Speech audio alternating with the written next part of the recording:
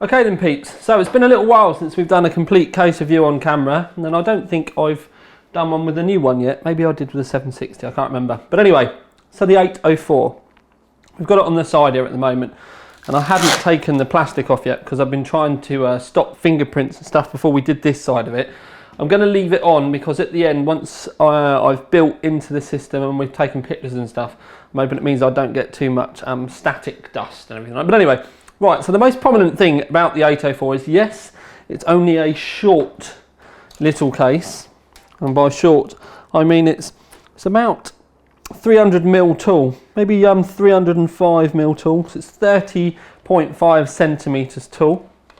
And then front to back, we are looking at, if I get it in there, it's about, where are we? 370mm front to back. But the most prominent thing about it, compared to a lot of other cases, is its width. It's quite a stocky little case. Now, these are becoming more of the norm now. Now, I know with the little mini ITXs and stuff, like that Fractal I've done, that you can have, you know, that extra width. And we have had a couple of cases come through from other manufacturers with the power supply and stuff in the background. We've not had a dinky itty bitty one yet. And by that I mean with, you know, just made for MATX.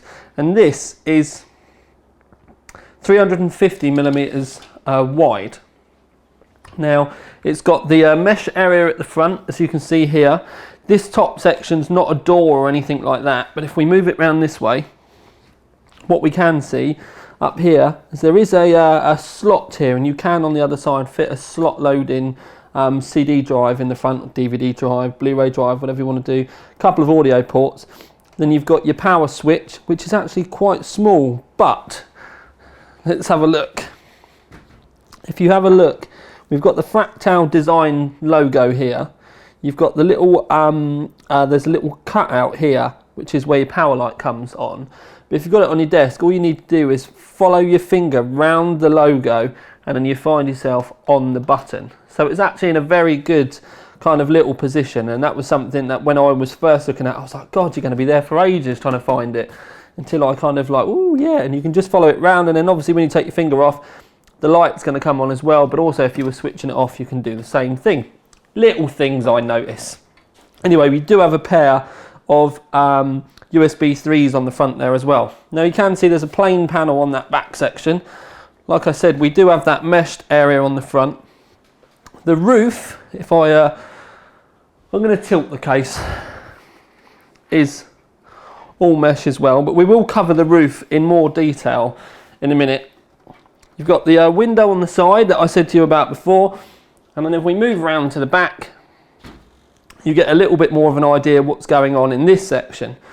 Some of the other double wide systems, or you know, cases that I've seen, have had the power supply the opposite way around, but we've got this one full width, so it means you've got a fan available to fit in this section. This can actually be a 120 or a 140. We've got MATX layout on this side, but with an extra PCI Express slot at the bottom. You'll see when we get on the inside, this could either mean that you've got a little bit more room for graphics cards, excuse me, to breathe, or there are hard drive mounts in there as well.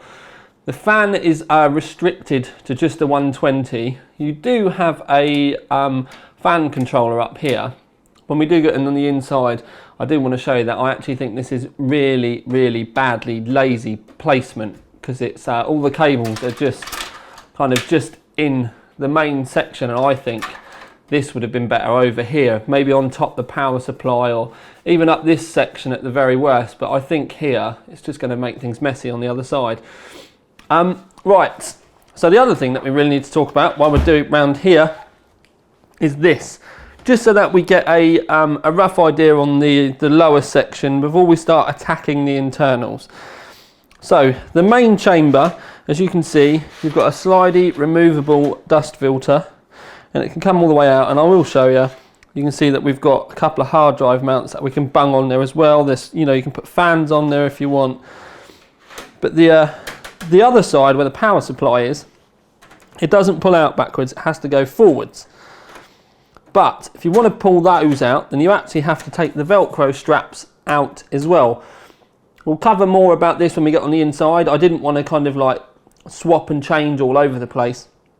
But we'll do that, you know, we'll cover all the other sides and bits and bobs as we move forward. Now, what I am going to do is we are going to pretty much completely dismantle the case as we go through the review. And then, right at the end, we'll end up building it all back up again as well. So, the window, as you can see, it's just a nice... It's got the thick edges, it's all tabbed over and everything. It's a decent size window as well. It's pretty much the whole of the inside. So we'll remove that for a bit. Then I'm going to remove the other side panel as well, because we're going to go through the inside of the case now. And then we're also going to remove this roof panel. Now it can be quite tight. Oh, there we go. Right. So, roof panel off. There is some dust filtering up here. Now, if you were going to use it as an intake, fair enough. But I would say if you're sensible and you're going to have it as an outtake, which is really what you should be doing, heat up, you know, let the air kind of naturally radiate and all that type of stuff. I personally would actually rip all of this foam out and just have the mesh. Now, people may say, oh yeah, but then dust can get in the case when it's off. I don't imagine many of you are probably going to have your case off enough. There enough dust to settle that's not going to be moved when you turn the case and all the fans on. So it's just my personal opinion. I actually think that if you could see the grills underneath a little bit more, it might be a bit better as well. It's pretty much, I think the foam's going to be there to hide these grills on the other side.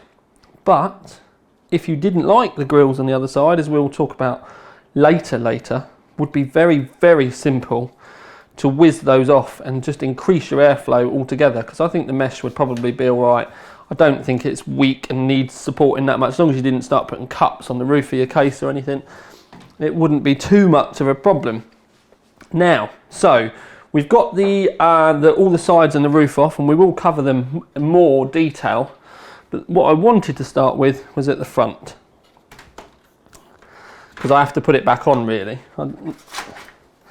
So when we pull the front off, you can see you've got the meshed area at the front here, and this is the only front intake source.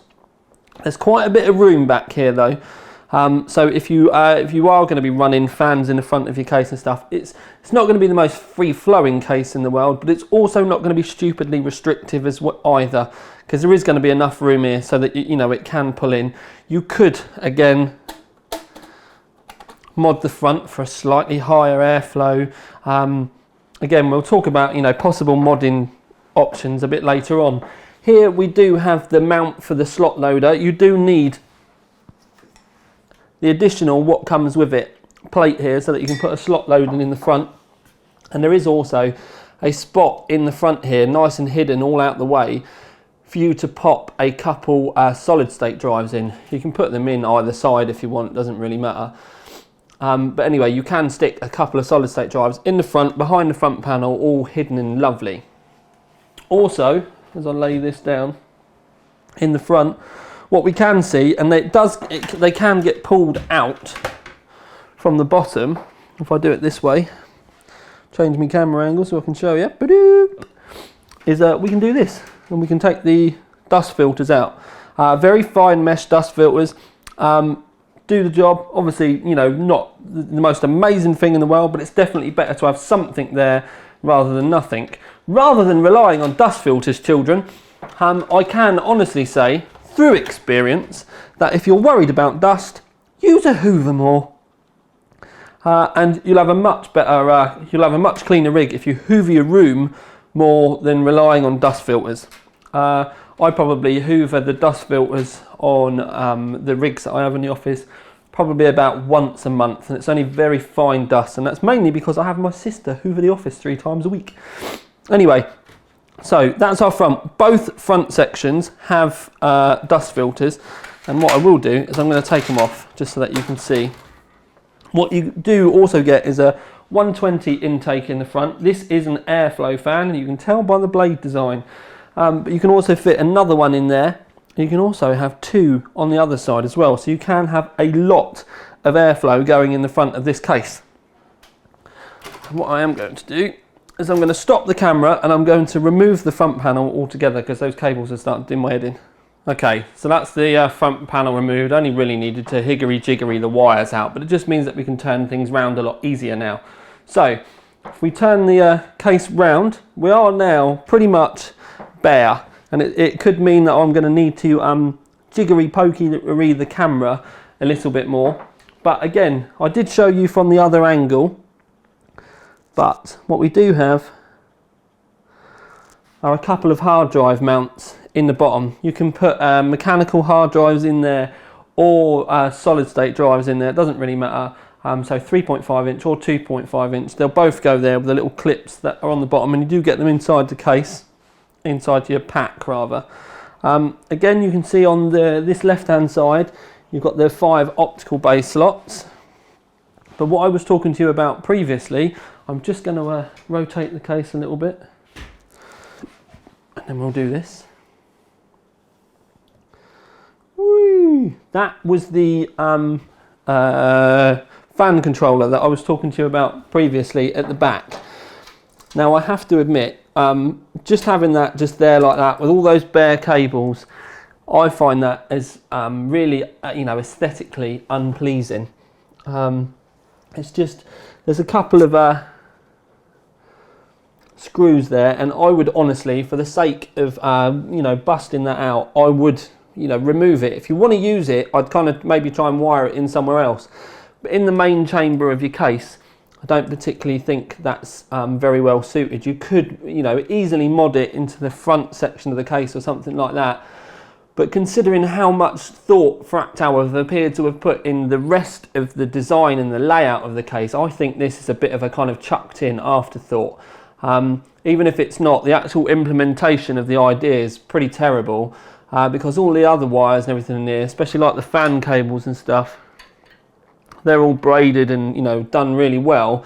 This is just, there's heat shrink over the ends, and to make matters worse, when they've heat shrinked them, they've not even bothered to go right up to the ends. I mean, if this was all black and it had all been done, heat shrunk properly, right to the tips, it may not have been, that blatantly obvious. But I couldn't have those kind of cables visible in my rig at all, and I wouldn't advise you guys to either. So, couple of self-tapping screws and it can go. And in fact, I'm going to actually whiz that out now and show you. There it is, just taken out. You could, if you wanted to, put the screws back in, although that's not going to focus because it's miles away. But anyway, you could put the screws back in up there if you wanted to, but I think that looks much tidier with it gone. And it's quite a simple thing that if you did want to mod it back into your case, get used to going backwards, Thomas. If you did want to mod it back into your case, you could do. There we go. Right, so yeah, if you did want to, you could mod it back in. Lovely. Anyway, so that's that now removed, and I think it looks a million times better without it in there. So Fractal didn't really think very much about it. I think if you've got a Phillips screwdriver, you should and bust it out. Now, if we turn zoom the old girl back out again, what we can do is go round here and we'll have a look at the front section. And essentially what we've got is a cable management hole here and a big cable management gap around the front. There aren't any grommets or anything posh or anything like that. There is a cable management hole just up here that you can see, and you've also got a cutter out in the roof as well. You can see I'm sticking my finger through, so if you did want to put fan cables through there, you can't put fans above because of roof limitations, but you can squeeze a cable up there should you really, really want to. But what I am going to do is, if I just go like this now, what I can show you is the roof. Because in the roof you've got mounts here for 220mm fans and a 140mm fan. Now, this is offset as well, and believe it or not, in the manual it's covered in quite some depth. I have to admit, it's probably the best manual that I've ever come across. I'm just going to find the page. and then I will be back and show you. Right, found the page. Basically what it says is you can have a 30mm radiator and some fans fitted in this side with up to 48mm high RAM, and it will all still fit. And then on the other side you can have up to 30mm thick radiator, 140mm fans, up to 325mm long. It's actually, you know, the details that they go into in this manual are amazing, and I do mean amazing. They go into details of fan lengths. There's technical drawings for layouts of like the spots and stuff for if you wanted to make your own grills or test stuff or make stuff. Honestly, I've never seen a case manual this good ever before in my life. Now what we can see is you can see that the 140 and the 120 are very offset. So that's obviously how they get around the RAM. And if you have a look on the other side, which is the roof, the other slave side, you can see that these ones are actually a little bit more central because they don't need to be offset. So that's how they would look normally. Now you can see here that if you're running a 140, you are going to have a big chunk in each corner on this top edge. But it's obviously if you need to run those up there. What you could always do is just get your Dremel out and kind of cut round. If you know that you're going to be keeping 140s, you could tidy things up in there and it would take you 5 minutes to be able to do it. And that's one of the things, I know a lot of people kind of go, oh yeah, and then moan about it. But rather than spending your time writing on YouTube and bitching and moan about it, why not spend that time fixing the problem instead? If something like this is going to make you not buy a case, then you're probably the pickiest person in the world anyway. But anyway, what we're going to do now is we're going to move around to the back section. Okay then peeps, our first clear look of what we will call the back section of the case. And you do have these two, and there are two of them, hard drive cages in the roof. Now the hard drive cages themselves, as you can see I'm just doing while I'm talking to you, can be removed. And they each hold 4 hard drives. They have got rubber grommets and stuff down the side. If you did want to, these are the 3.5 inches. If you did want to put solid states in, you would need to use some 3.5 inch to 2.5 inch adapters. Now they do say that with this hard drive, what you can do is turn it up the other way and chuck it down into the floor section. Now I'm just looking, I'm assuming what you need to do is bolt through the little sections here from the other side, because you can see that we've got some threads. But when you move the Velcro, there isn't any actual like round holes that you would expect to just be able to screw through. So I think the idea is that you take the Velcro out, and then from the other side you can put these in, and it also gives you a little bit of room to move backwards and forwards. But it isn't the most straightforward thing, because I have to admit, when I first read it, I was like, well, where's the screw holes then? So even I was like, really? But what you can do is remove both of these.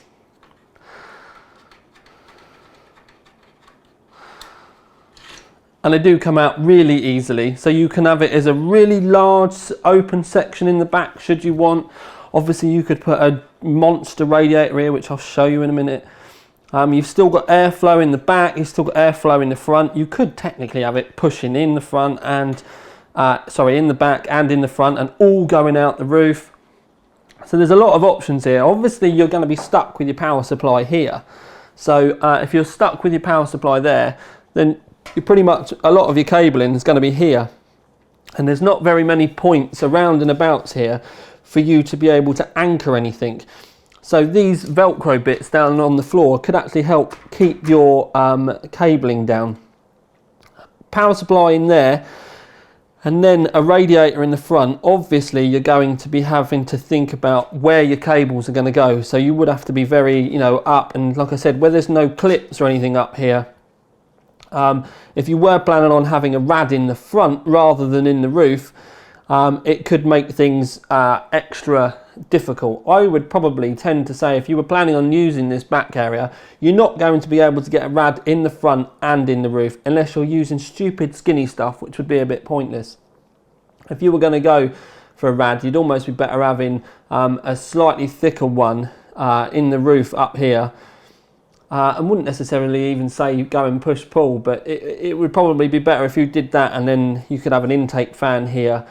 There should be clear room for your fan here as well, so you could use both. But anyway, I don't think you'll get away with having 2 lots in, because obviously once you get a radiator in here and then some fans, and there's really not a lot of room anyway. The front rad will pretty much be up to the roof by the time you've got your mount, you know, like where your hoses and your bulbs go and everything. Anyway, the end tank, that's the word I was looking for.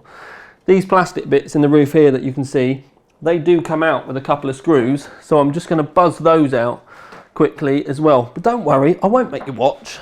Okay, peeps, so we've got this entire rear section completely gutted. Now we've just got the rear fan left in there. We've got all of the braces taken out the front, nothing, in the roof, nothing taken out of there.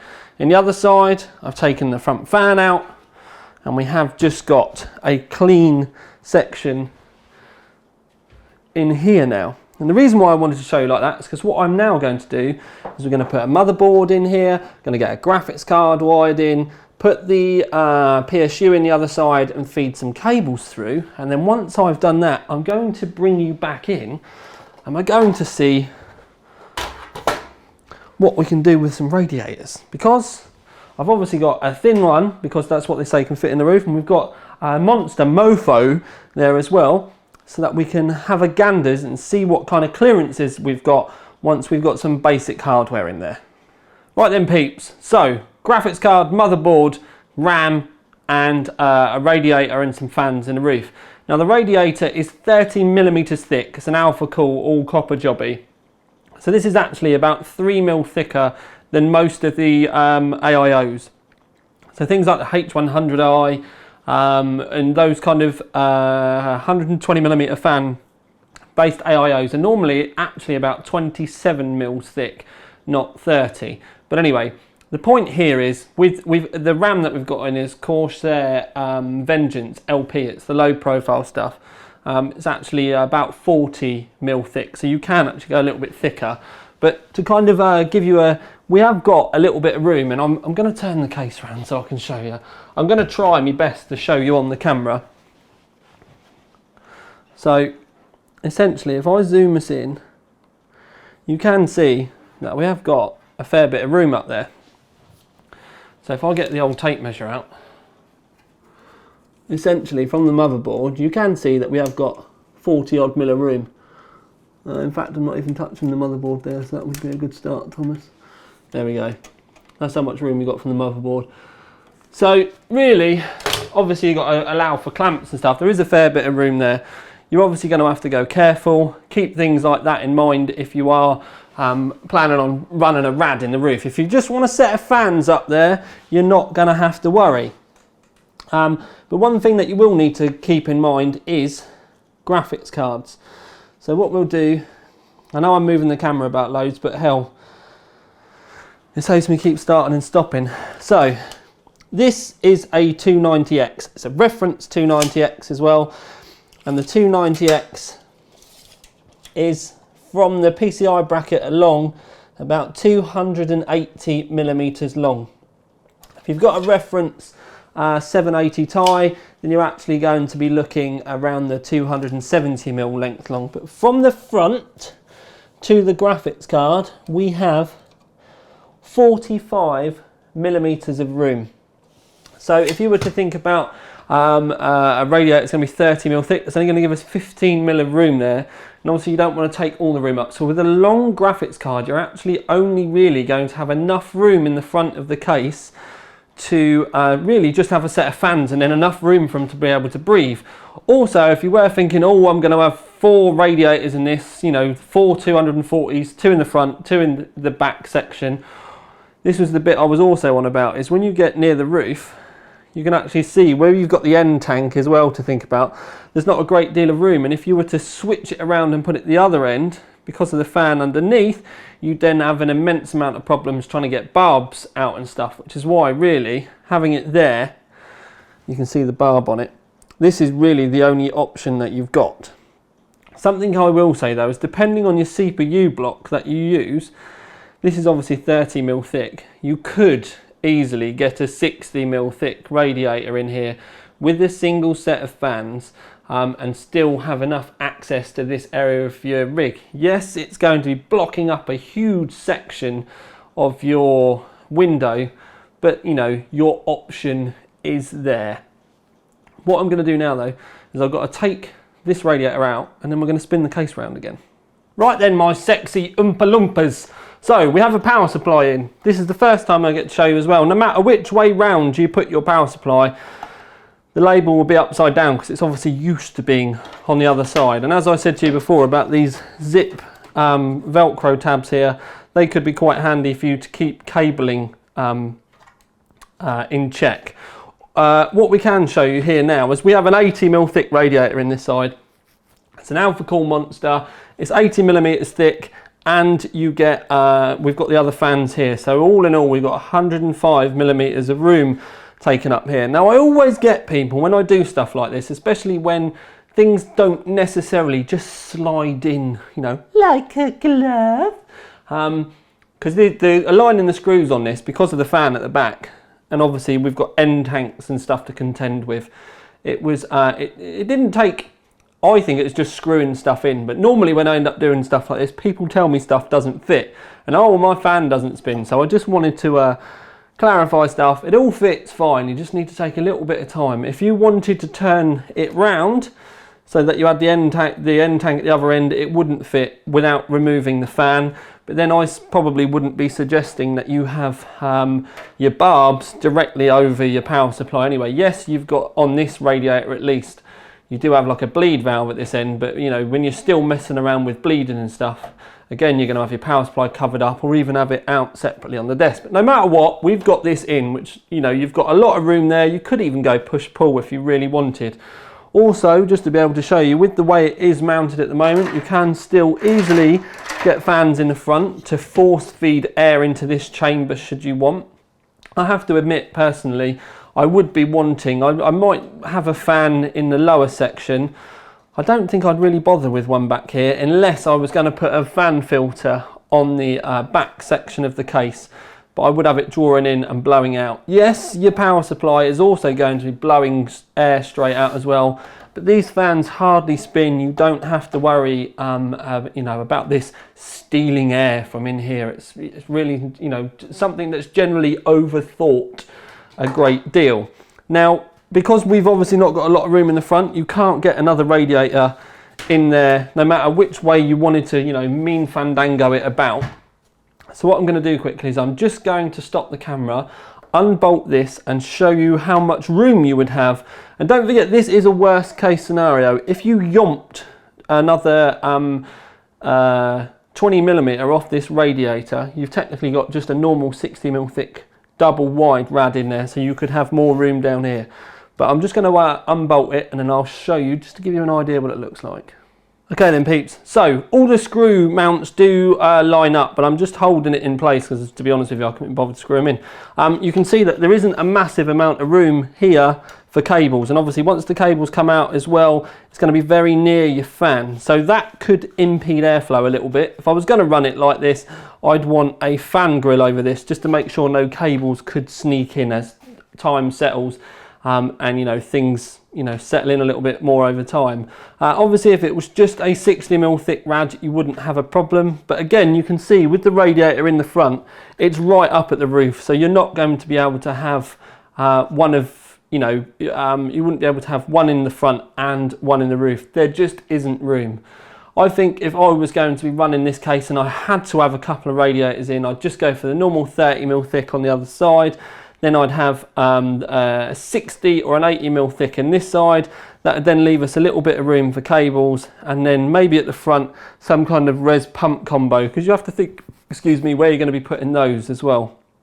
With that kind of set up, the 30mm thick this side, and we'll say a 60mm thick one on this side, you could easily cool a CPU and a graphics card and still be able to keep things all calm and collected. Adding more radiator space and stuff like that's really just going to allow you to run, or radiator thickness is just going to allow you to run your fans a little bit lower. Because let's remember, boys and girls, the point about water cooling is A, looks, be quiet.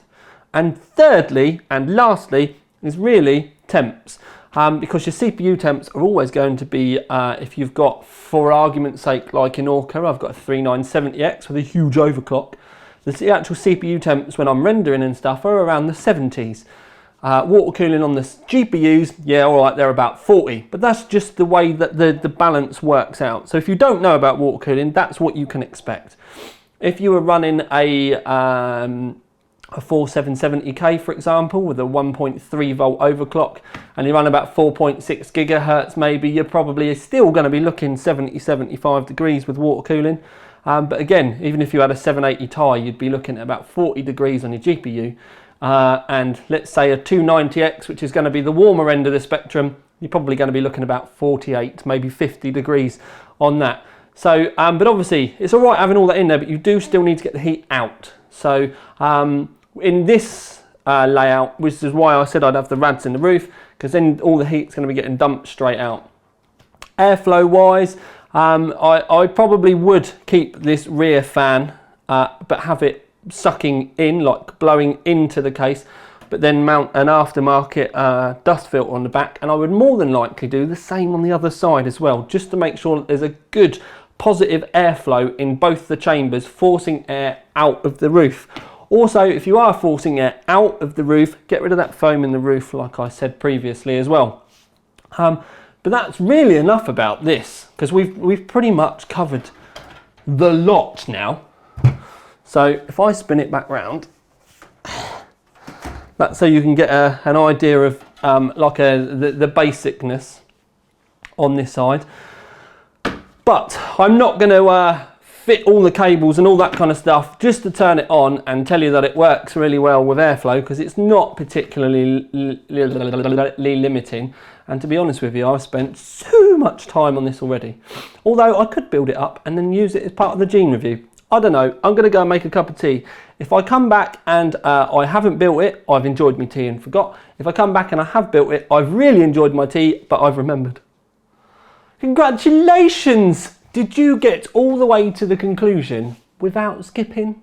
If you did skip, you've probably missed stuff, and that's also probably going to be the stuff that you're either going to post on the forums asking me questions about, or asking in the comments underneath in the YouTube video about. So before you do that, make sure you watch all the video, just in case I have already answered it. Ding! Anyway, right, so award first, and then we'll discuss about it afterwards. Now I have to admit, it did take me a little bit of the time to decide on the award that I was going to give it. The fact that it's actually got a video review anyway means generally that it's either at either end of the spectrum. It's either done really well or it's really crap. And it's blatantly not really crap.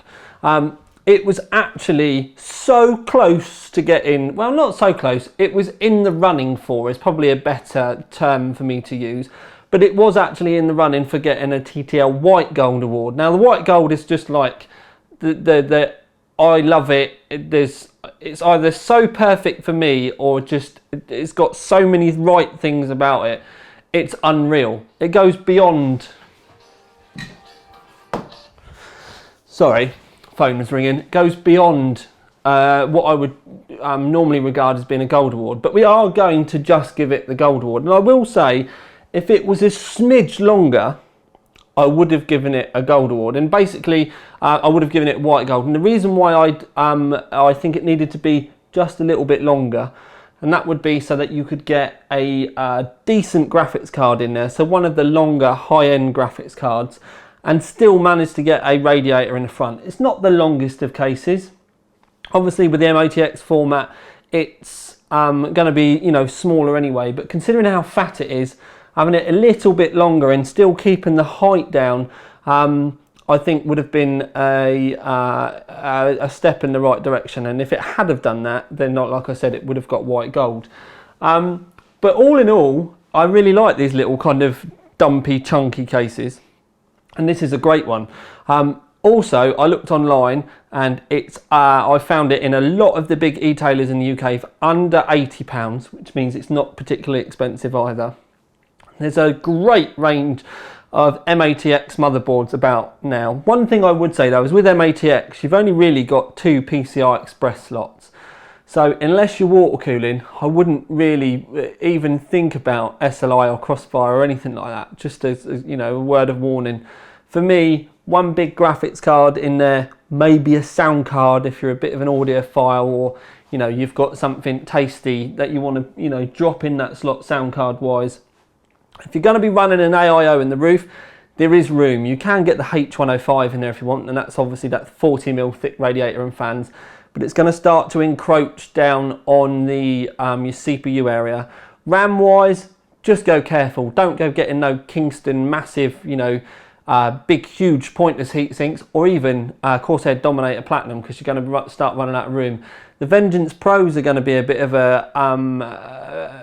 a sore subject there as well. I probably should have tried those in the video, but the smaller stuff is fine. Or if you know, like the LPs that we've got here, I really should. Now I can see some, and they were like within running distance. Vengeance Pros fit. Right, so you can get some reasonable height memory in there, and you've not really got to worry too much. It's only really the enormous stuff that's not going to go in. The end of the VPs actually help you out a bit because they're kind of angled. It does play into your hands a little bit better. But anyway, so memory, just put a little bit of thought into it. That you can't really get too many of them now anyway. Water cooling memory with a rad in the roof isn't going to be doable, but then again, water cooling memory is pretty pointless anyway. It's all for kind of EPing, and it just makes my skin crawl. I really don't like it. But anyway, airflow options, great. Yes, you have got this thing here, but obviously if you wanted to, you can nip those little mesh bits out from the inside to make it a little bit more free flowing for you. But I've not had any, you know, particularly overheating problems or anything like that. Just make sure also, if you've got the air coming in the front, you're just going to have to make sure that you keep everything hoovered off regularly. Also, if you do worry about airflow, spin the rear fan round. Put an aftermarket fan filter on the back. I've actually done it with Orca, and I've done it that way. Get the airflow coming in the front that way and going out the roof, and you'll be 100% fine with it. I do that a lot. You can do the same with the rear section as well. Best case scenario, I think, with radiators is going to be a skinny 30mm on this side, and then a monster radiator on the other side. Again, you can have it in the front or you can have it in the roof. You may have to do a little bit of Dremel tweaking, especially with these Alpha Cool rads, because obviously you do need to have the blanks on them, and sometimes that may foul a bit of the metal work on the case. But again, it's just a Dremel thing. Also, if you're going to be running 140mm fans or something with them, you can just whiz those little tabs out as well. If you're building cases and stuff like this, yeah, attacking shit with a Dremel can be a bit daunting, especially if it's your first time. But plan stuff out, chill out, think about things. You know, don't just wade straight in. Measure once, measure twice, measure 3 times. Take pictures, share it on the forums before you even touch it with a Dremel blade if you're worried. But all in all, for an MATX case, this does deliver an awful lot. You've got a lot more radiator space than you would expect. The airflow can be a lot better than you'd expect. The back section, because the power supply is that little bit further round, gives you all those extra radiator options and stuff like that as well. As far as water cooling this is concerned, only really the pump and the reservoir are going to need a little bit of research to keep tidy, but the rest of it, I think it's an absolute cracker. It's probably one of the better cases Fractal have ever made, really. Definitely deserves to be up there with the little baby Node MATX and the R4, and I'm properly impressed. And to show how properly impressed I am, I can't wait to see if they do get a wiggle on and bring a white one out, because I really want to just chuck some bits in one and have one to use in the office for a little bit. Also, something that we've not really expanded on very much yet either, is you could even get away with using this as a server case. Decent airflow in that back section. You could easily have a I don't use graphics cards on servers, I normally use onboard, but you can have that and a RAID card in this size with plenty of airflow, 8 hard drives on the other side. You could even have room to add an extra hard drive stack in that back section if you want, and still know that you're going to be getting loads of air pissing through there. So it's actually a very, very solid, but also easily adapted for lots of different uses case. And like I said, if it was just that little bit, I think deeper is the word, if it was just that little bit deeper, so it was a little bit longer front to back, it would have got the TTL white gold award. And it's only really that limitation that kind of held me back a little bit and made me think, no, little bit, you know. But anyway, so awesome case.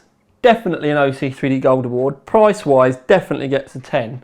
Performance-wise, gets 9, almost 10 as well. I've not really made my mind up with all that yet, but thoroughly, thoroughly impressed with this. Good job, Fractal. Anyway, this is Tiny Tom Logan with another video for you. Out.